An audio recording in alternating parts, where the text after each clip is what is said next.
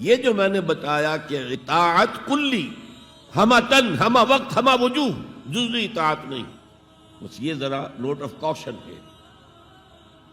اگر ہم اللہ کا ایک حکم مانیں گے ایک نہیں مانیں گے، یہ جزوی اطاعت ہے، یہ اللہ کو قبول نہیں ہے۔ اللہ کی طرف سے تو یوں سمجھیے کہ پیکج ڈیل ہے، ٹیک اٹ اور لیو اٹ، لینا ہے تو پورا لو ورنہ دفع ہو جاؤ۔ اللہ کو تمہاری ضرورت نہیں ہے، تمہیں اللہ کی ضرورت ہے۔ یا ایھا الذین آمنوا ادخلوا فی السلم کافہ، اے ایمان والو اسلام میں داخل ہونا تو پورے کے پورے ہو، ادھورے نہیں۔ اور سورہ بقرہ کی آیت نمبر 85 کے اندر تو جو وعید آئی ہے، افتؤمنون ببعض الکتاب وتکفرون ببعض، کیا تم ہماری کتاب، ہماری شریعت کے کچھ حصے کو مانتے ہو اور کچھ کو رد کرتے ہو؟ فما جزاء من یفعل ذلک منکم، تو جو کوئی بھی تم میں سے یہ روش اختیار کریں گے ان کی کوئی سزا اس کے سوا نہیں ہے، کان کھول کر سنیے، ان کی کوئی سزا اس کے سوا نہیں ہے کہ دنیا میں ذلیل و خوار کر دیے جائیں اور قیامت کے دن یردون الی اشد العذاب، شدید ترین عذاب میں جھونک دیے جائیں۔ وما اللہ بغافل عما تعملون، اللہ غافل نہیں ہے، بے خبر نہیں ہے، لا علم نہیں ہے اس سے کہ جو تم کر رہے ہو۔ تم اپنی داڑھیوں کے طول سے اللہ کو دھوکہ نہیں دے سکتے، تم اپنے پائجاموں کو ٹخنوں سے اوپر رکھے اللہ کو دھوکہ نہیں دے سکتے کہ تم بہت متبع رسول ہو۔ تم اپنے عمروں اور حجوں سے اللہ کو دھوکہ نہیں دے سکتے، اللہ کو معلوم ہے کہ حرام کی کمائی سے حج کیا ہے تم نے، حرام کی کمائی سے عمرہ کیا ہے تم نے۔ تو یہ جو جزوی اطاعت ہے کوئی اطاعت نہیں، اللہ کو قبول نہیں۔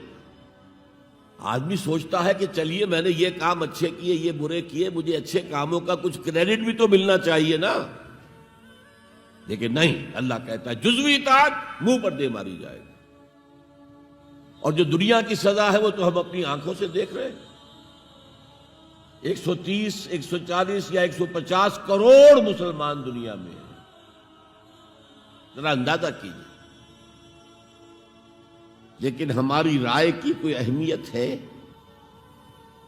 بین الاقوامی معاملات میں کوئی ہم سے مشورہ لیتا ہے کیا؟ آپ کا کیا خیال ہے؟ کس نمی پرسد کے بھیا کیستی،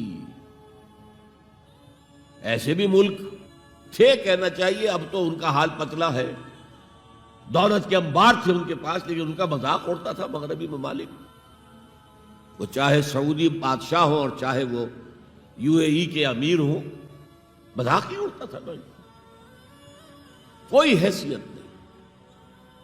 حالانکہ کتنا بڑا رقبہ ہے، انڈونیشیا کے آخری جزیروں سے لے کر موریتانیہ تک سالڈ اسلامی آبادی، مسلمان آبادی۔ آپ کہیں گے کہ یہ بھارت جو ہے اس میں تو اکثریت تو نہیں ہے، لیکن 15 کروڑ یا 18 کروڑ تو آدمی یہاں موجود ہیں، لیکن کوئی عزت، کوئی حیثیت دنیاوی بین الاقوامی سطح پر۔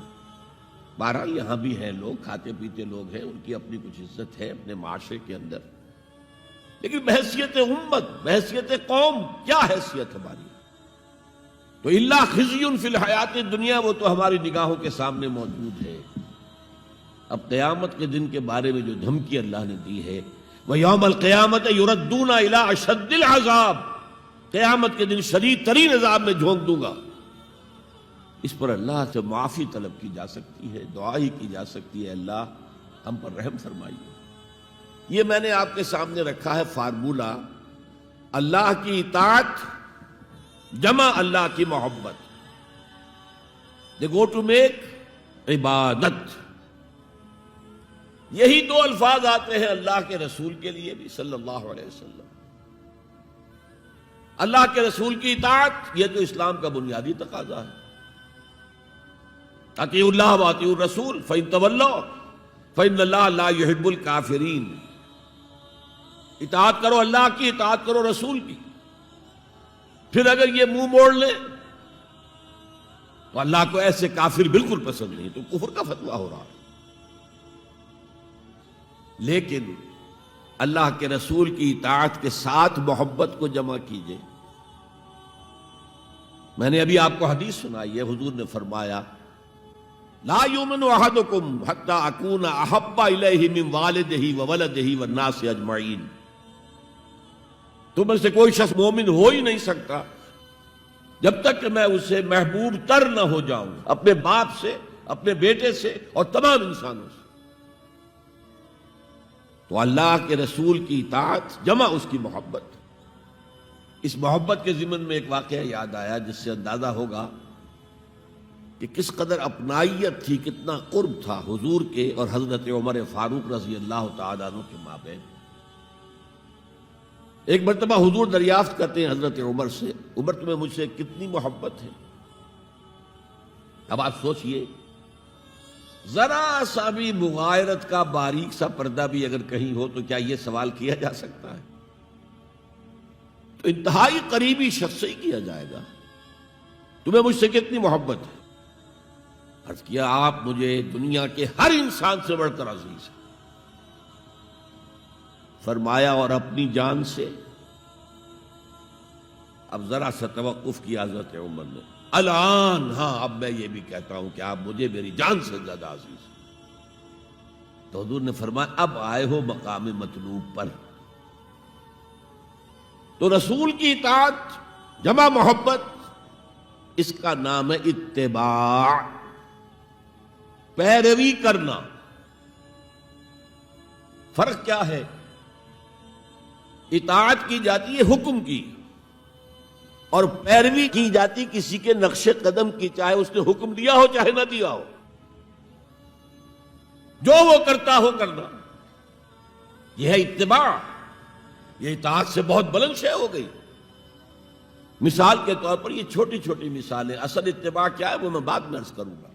کوئی ایک صحابی بدو باہر سے آئے، ایک ہی دفعہ حضور کو دیکھا.